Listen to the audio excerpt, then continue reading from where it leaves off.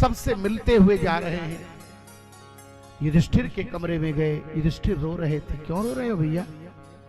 बोले इस रक्त रंजित सिंहासन पर हम बैठना नहीं चाहते। क्यों? कहा जिसके चलते इतना बड़ा समर हुआ, इतनी हत्याएं हुई, कितनों का परिवार लुट गया, अब मैं बैठकर क्या करूंगा? जिनके लिए बैठना था वो तो है ही नहीं, अब मैं बैठकर किनको दिखाऊंगा? भगवान सोचे हमसे उम्र में बड़े हैं, अगर मैं इनको समझाऊं तो ये मेरी बात समझ नहीं सकते। तब भगवान कृष्ण ने कहा चलो हम चलते हैं, दादा भीष्म का दर्शन करते हैं, क्योंकि उनके भीष्म के सबसे वृद्ध व्यक्ति का नाम है भीष्म। उनके कुल के सबसे बुजुर्ग, सबसे वृद्ध, सबसे अनुभवी। भीष्म के पास गए। पर्वतो नारदो धौम्यो भगवान बादरायण बृहदास्वो भरद्वाज सशिष्यो रेणुकासुतः। भीष्म के पास गए, बड़े बड़े संत पधारे। क्यों? बोले भीष्म का प्रयाण होने वाला है, भीष्म शरीर छोड़ने वाले। अब भीष्म का जब शरीर छूटने को हुआ तो बड़े बड़े संत दर्शन दे रहे हैं। देखिए रावण से भगवान राम ने कहा, एक कंब रामायण हुआ, जिस रामायण में रावण जी महाराज भगवान श्री राम के आचार्य बन रहे हैं। रावण से भगवान श्री राम ने दक्षिणा मांगने के लिए कहा। बड़ी लंबी कथा है, श्वेतपाद रामेश्वरम की कथा है। तो रावण से कहा कि दक्षिणा मांग लो। तो रावण ने कहा तुम क्या दे सकते हो? तुम क्या दे सकते हो? अरे जिसको घर से परिवार के लोग निष्कासित कर दे, पत्नी की चोरी हो गई हो और अकेले जंगल में अनाथ की भांति टहल रहा हो, तो रावण जैसे वीर को क्या दे सकता है? अरे फिर भी महाराज हम जजमान हैं, जजमान का काम है कुछ देना। बोले एक ही चीज दे दो। क्या? बोले जब मेरा प्रयाण हो, जब मैं मरूं तो तुम मेरे सामने खड़े हो। गोस्वामी जी कहते हैं रावण लंका में नहीं मरा। बोले कहां मरा? बोले रावण अयोध्या में मरा। कहा जहां राम तह अवध निवास। जहां राम जी हैं तहां अवध, जहां राम निवास। अवध वही है जहां राम जी हैं। जहां भगवान राम है वही अयोध्या है, और राम के सामने रावण का प्रयाण होगा। रावण ने यही दक्षिणा मांगी थी, गोविंद यदि मुझे आप देना चाहते हो तो राघवेंद्र एक दक्षिणा दे दो, मेरा जब प्रयाण हो तो आप मेरे सामने। यही प्रार्थना है। भीष्म के सामने बड़े बड़े संत पधारे हुए हैं। पांचों भाई द्रौपदी और कुंती के साथ भगवान का प्रवेश हो रहा है। भगवान ने प्रणाम किया, क्योंकि दुनिया में प्रणाम करना एक बहुत बड़ी कला है, और दुनिया में जो व्यक्ति दूसरों को प्रणाम करता है उसको प्रणाम करने वालों की कमी नहीं रहती। आप दूसरों का आदर करिए, आपका आदर होगा। अगर आप दूसरों का अनादर करेंगे तो आपका अनादर होगा। अपवाद तो हर जगह होता है। तो भीष्म रोने लगे। यद्यूयम धर्मनन। भीष्म के आंखों जिस समय द्रौपदी को विवस्त्र किया जाए,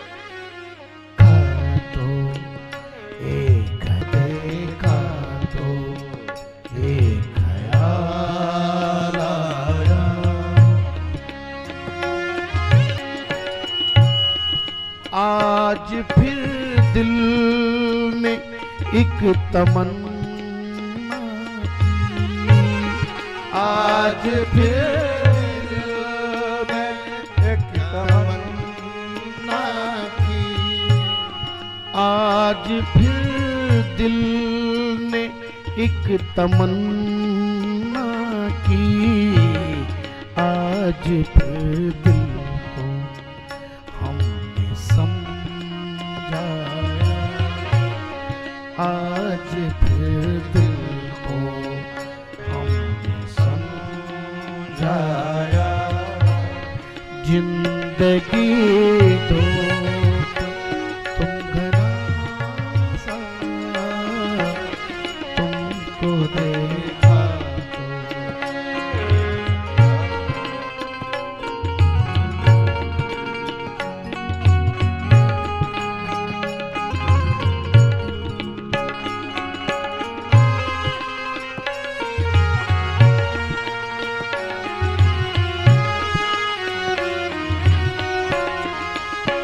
चले जाओगे तो सोचेंगे, तुम चले जाओगे तो सोचेंगे, तुम चले जाओगे तो सोचेंगे, हमने क्या खोया हमने क्या हमने क्या खोया हमने क्या पाया। जिंदगी धूप तुम सा, तुमको देखा तो एक ख्याल आया।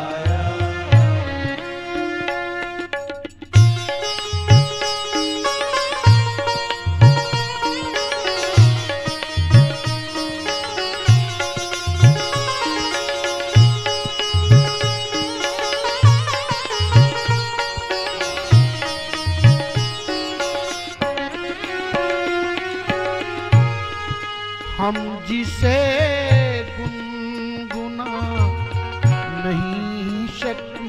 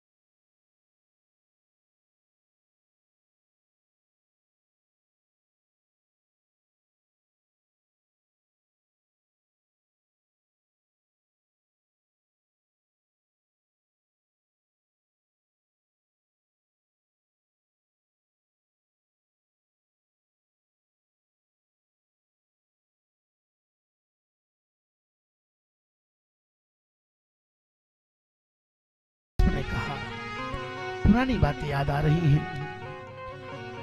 भगवान श्री कृष्ण ने कहा दादाजी आपके सामने युधिष्ठिर खड़े। भीष्म ने कहा श्याम सुंदर सदैव देवो भगवान प्रतीक्षता। हे श्याम सुंदर तू खड़े हो। बोले अरे मैं कहता हूं युधिष्ठिर खड़े हैं, आप कहते हैं तू खड़े। भीष्म कह रहे तू खड़े। देखिए जिसकी विशाल दृष्टि होती है उसका दृश्य भी विशाल होता है। भीष्म की दृष्टि भगवान पर है। भीष्म कहते हैं कि कलेवरम यावदितुम हीनोम्यहम्। हे श्याम सुंदर तुम तब तक खड़े रहो जब तक मेरा शरीर न छूट जाए। ऐसा कहने वाला कोई है? ऐसा कोई भक्त है जिसके जीवन में ऐसा समय आए भगवान सामने खड़े हो? शौनक को सूत जी कहते हैं शौनक सबको भगवान 2 भुजाओं में दिख रहे हैं और भीष्म को भगवान 4 भुजाओं में दिख रहे हैं। आज भीष्म बड़े प्रसन्न है। भीष्म ने दान धर्म राजधर्म मोक्ष धर्म का बड़ा सुंदर निरूपण किया।